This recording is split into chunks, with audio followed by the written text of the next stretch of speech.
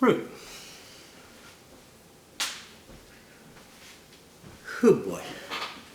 So, the first thing is this is perhaps the most asymmetrical design I've ever seen.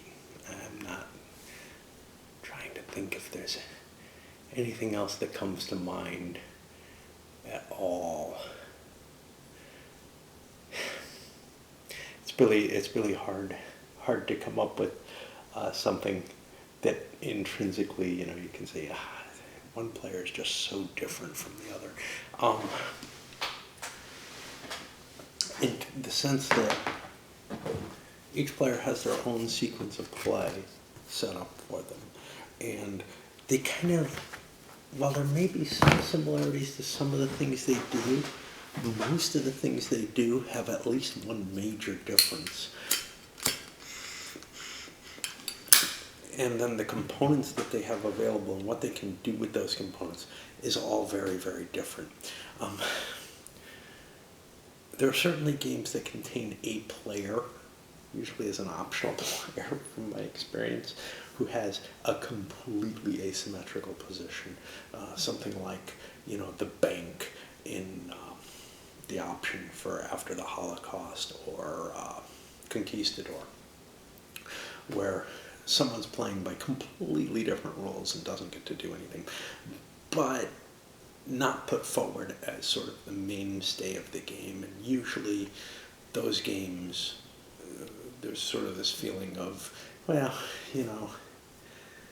this was interesting, but the game is really not designed to have that player in it, and it might completely disrupt things. There's other games where everybody plays by the same rules, but they have significantly different capabilities. This reminds me more of kind of the Dune and Cosmic Encounter flavor of things. But Dune and Cosmic Encounter have a sort of everybody does this and then they have special powers. This is, every player has their own reality, sort of. They're each playing a very different game. They have different victory conditions. They have different ways of interacting with each other on the board. That makes it almost impossible for me to say anything about the game balance in it. Although, at least from a sort of naive standpoint, I suspect that the birds are the easiest. The cats then are the next easiest. And I guess that's what they mean by the complexity on these. The complexity of low to both of these. The Woodland Alliance has a complexity of high. And the Vagabond, they give a complexity of moderate too. That, of course, makes this more difficult. If you're looking at, there's a couple of powers who are going to be fairly easy to play, and then the others, on first play, you probably won't know what you're doing with them, even if it's just first play with that character or with that faction. That's fine if it's a design that you're going to revisit and play a lot of times. I'm probably not going to get that chance. So to me, that's kind of a detraction from it. There are other games. There are games like Here I Stand, where everybody's got kind of significant differences, say, in their victory conditions, but most of the players are playing by one set of roles, and there's a couple who are playing by slightly different roles. Here, everybody has their own set of roles that's all really kind of baked into it. So it's really, really tough to kind of show that balancing. It's also hard to understand what other people's motivations are necessarily. You can look and see what they're doing, but it's hard to see what they're building up strategically until you've played a few games of it. Which again, in 1980 that would have been great. Now, for me, not so great. But I would certainly be willing to play it again given that. Let's talk a little bit about what we have. I mean, on a very broad level, everybody shares the same sequence of play. They have 3 segments: birdsong, daylight, and evening, but they may do different things in those periods. So for example, let's see, the Woodland Alliance, their birdsong has nothing like anyone else's. Birdsongs are kind of different for everybody. It's sort of this setup for the scenario, but or for the turn. But in a way, the Woodland Alliance is actually affecting stuff on the board and changing stuff, rather than, he's just making his production, he's setting up his plans, and he's preparing for the turn by refreshing some pieces. In the actual daylight period, everybody pretty much has the chance to craft in that, and maybe, in general, be able to move around and do their stuff on the board for the most part. So the cats, they have a set of things, and they get a limited number of actions that they can do within that set of things. The bird, he follows his decree, which, if you can keep that alive, I think the bird is really, really scary potent. Like, if you can keep rolling new cards out without collapse, wow. And the game I played, he was not forced into collapse. And it's kind of hard to force him into collapse if he gets good cards. I stumbled a couple of times the first time I played them, and now, again, it depends on the cards I get and what the choices are. But I feel like I can keep them running for a long time, as long as everybody doesn't gang up on me and try to push me into collapse. The Vagabond has this interesting situation where he gets to do all the same kind of things the other 2 do. He's got his special abilities with trading and stuff. But what he expends for it is different. Just like the bird, what he expends for it is he's expending these things he's pre-programmed. For the cat, he's basically not expending anything, but he can extend how many actions he can take. And of course, the Woodland Alliance is totally crazy and different. He's got the craft, but his other abilities, one is to throw cards into the supporters, which affects his pre-turn stuff, and another is to spend cards to turn things into officers, which the officers then allow him in evening to do all the kind of stuff other people do in daylight. Does that really matter? Nah, it's all, it's your turn. And you can basically pre-think your whole turn, minus, say, some battle rolls or stuff like that, where you might find, gee, I gotta throw more pieces in there if I want to get the effect that I want, or whatever. The person who has the least choice in what he does in terms of ordering is the Eerie Dynasty, who has to do his actions in order, which makes him kind of not as flexible, obviously, but it kind of means you can really plan his turn, because you set up and you do your battles, and you can, that's really the only place where you have any choice, any chance of randomness, and all you can do to try to remediate that is fight another battle in the same space because you didn't get the battle you wanted or something like that. The evening for other players is generally a cleanup and victory point type phase. So the Vagabond, counts his pieces and sees if he gets enough. They get their card draw. The cat gets his card draw. The bird gets his card draw, but he also gets his victory points. And the Woodland Alliance gets to play his turn during that time, and then he gets his card draw. A little odd. The Woodland Alliance almost has 4 sections instead of 3, it feels like. It feels like his daylight section is over here, and in a sense, this is kind of somewhere between daylight and because it has some daylight stuff, but some of it seems more like birdsong, but whatever. It actually really doesn't matter. 2 of the players get their victory points by laying pieces down. The Eerie Dynasty gets most of his victory points by just existing and staying on the board. He starts out weak and has to work his way up. The Vagabond, on the other hand, just has totally weird, different victory conditions, where basically he's just wandering around doing stuff and getting points. And a fair amount of his points can come from crafting. Everybody can get points from crafting. I mean, the birds are the weakest on that. But he also gets points, for killing things, conceivably. Everybody gets points for killing things, but he can increase his points for killing things. And he can get points for fulfilling quests and for exploring, which are two kind of special things that give him a potential pump in points.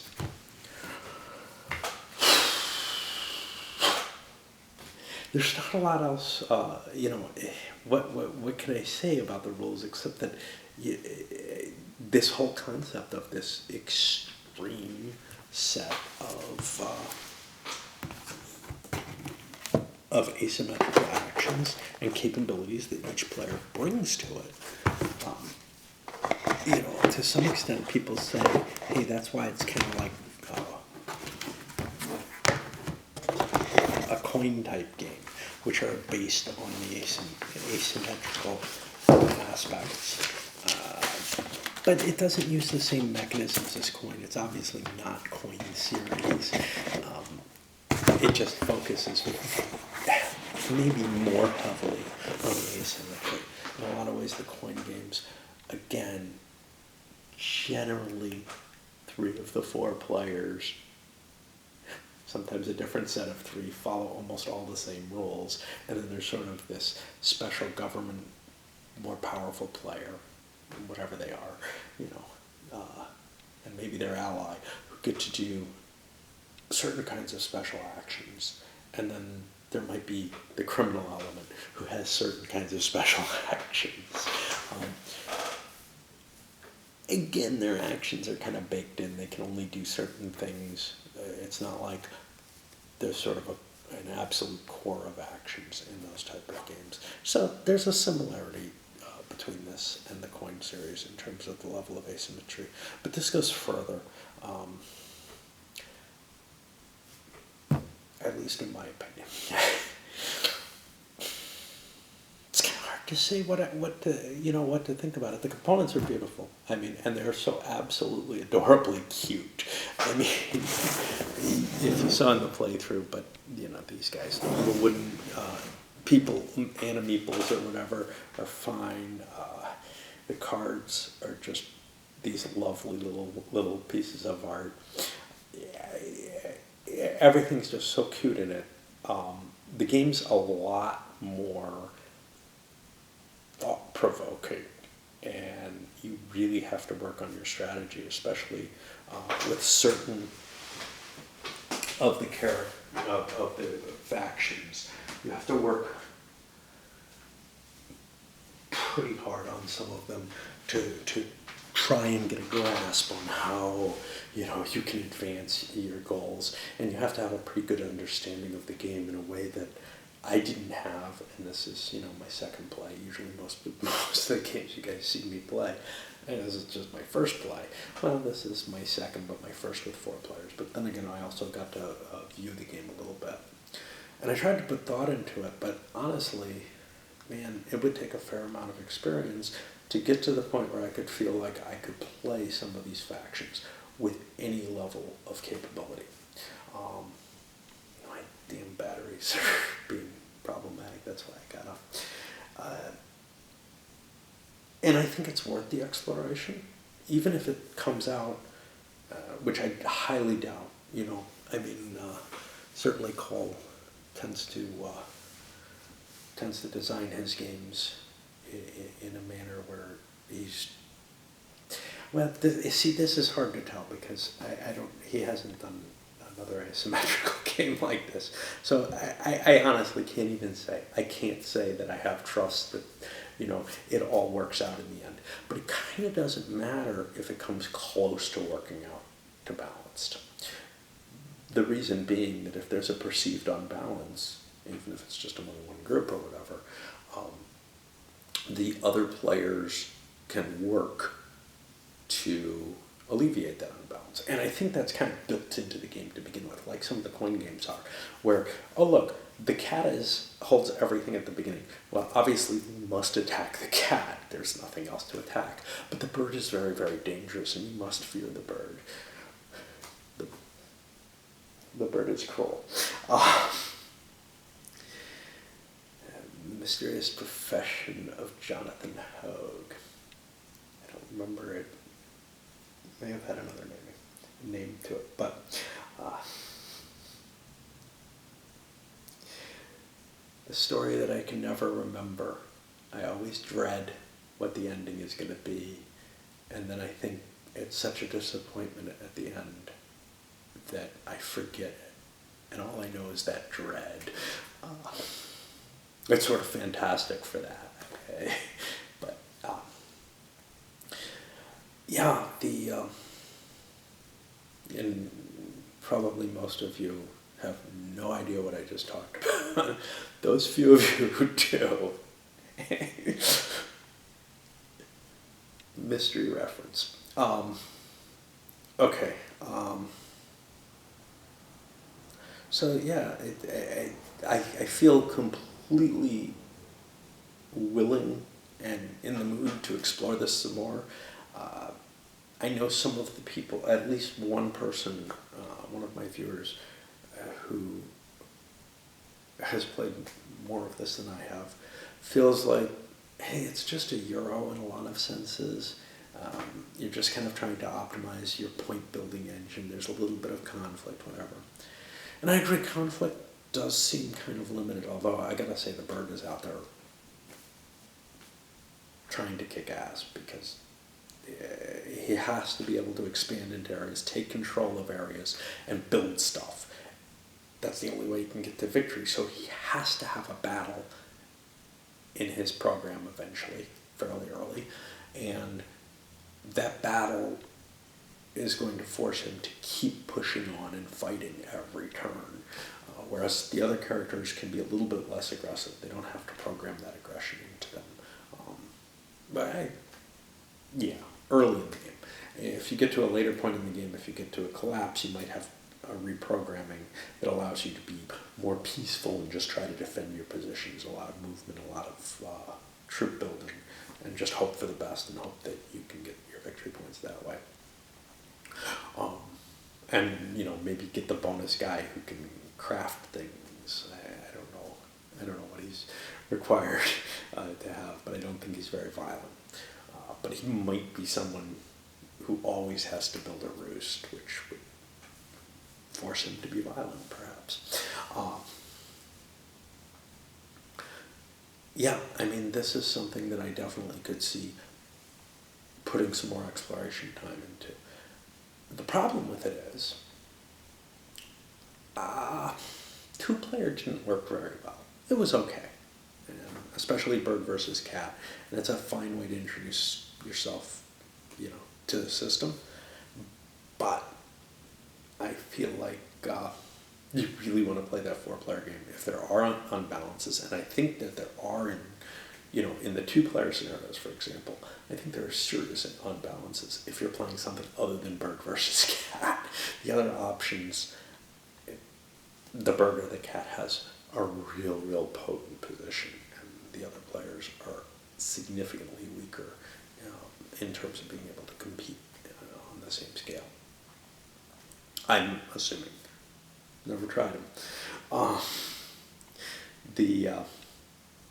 But I have the feeling that in the full four, or maybe even three players, you have enough of a capability to take that initial balance, that two-player conflict between the bird and the cat, and throw something in that can kind of help divert and change who's in the lead. Now, what they end up doing is the question. So, in the game that I just finished, both the Vagabond and the Woodland Alliance took stances that attacked the cat early. I think the Vagabond certainly should not have, but it was like, look, points. Unfortunately, a number of things came up in the game that weakened their capabilities to really then influence the bird at all. And that left it to the cat to do the job. And he just wasn't up to it. He's a cat. He just wanted to laze around. No, I mean, I really wasn't thinking too hard on how to beat up the bird. The thing with the bird that's really cool about him is because he has that programmed actions, you're looking at it, and first of all, it's this snowballing effect, where he just keeps getting stronger and stronger as long as nobody collapses him, until he collapses under his own weight, but which could happen if you produce too many troops, for example, which was a significant possibility in this game. If he's not able to get a build space, always a possibility. But the fact that he's conceivably able to get into a position where he can just keep snowballing and increasing the size of his turn, and it just keeps getting stronger and stronger and stronger. And if the right cards come into your hand, and if you make good choices with them, I think you can actually prevent yourself from going into collapse and just roll to the victory. Especially if you throw a lot of bird cards down. If you get a lot of those, it's pretty hard to stop it. We could have seen a couple of places where he could have been stopped in terms of like his key production center could have gotten smacked or something like that. No one else has that kind of weakness where you can target something and really take something important away from them in the same way. What else? I don't know. I didn't get to see any outrage happen, in part because the Woodland Alliance just was so slow at getting started. They had a handful of cards that they did not want to play for various reasons. So that skewed the game somewhat. A number of other things probably did as well. Me blundering about most of all. Anyway, I guess, I have to give it a pretty positive view on this sort of early playing side of things. A couple of things I mentioned in the wrap that really kind of make this more appealing to me than your average Euro. One is I've got a board where I'm actually moving around on it, and I have a geographical presence, and there's some level of, it's not just placing pieces kind of to try to optimize points on those placements or whatever it is that a lot of Euros tend to have. But on the other hand, I am chasing the little victory point track, but I'm doing that in coin too. One thing that's different from coin is there's really not enough, there's not the same kind of capacity to say, you know what, you're about to win, I'm going to stop you. I think for the most part, as a player gets close to victory, especially if they have a reasonable sized lead or whatever, you just can't bring them down. It's not like it's a zero-sum game where you're playing over control of the whole board. Now, I kind of like that in some sense, because one of my big complaints about the coin games, and I gotta say, Here I Stand probably has the same problem, but it doesn't bother me in it the same way, is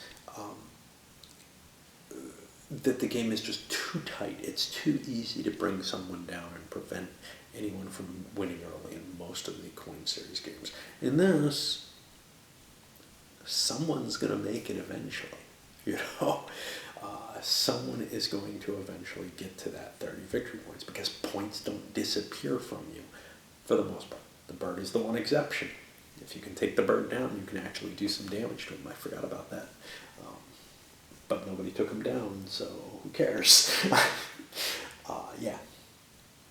So overall, I have a pretty positive experience with it. The only real problem with it is it's not something that I can see exploring solitaire much more, and maybe because of that complexity and that level of asymmetry is just too much for me to cope with. and then, you know, I don't really have an easy opportunity to play games in multiple people anymore. Although I'm sure it's up here, you know. I'm sure I could go to gaming groups and try to sell people on this who already want to, you know, maybe some of them already want to play it and know it very well and everything, but I'm lazy. I'm having trouble even convincing myself to go to the monthly flea market. I hear there's a lot of war games there. I missed it, or quarterly or bi-yearly or something like that. I missed the main weekend of it, but I hate doing that. But it's like, now I've got to convince myself to go tomorrow or something. I got enough games. All right, anyway, overall, I like it a lot from what I saw, but I don't know how well it's going to hold up over time.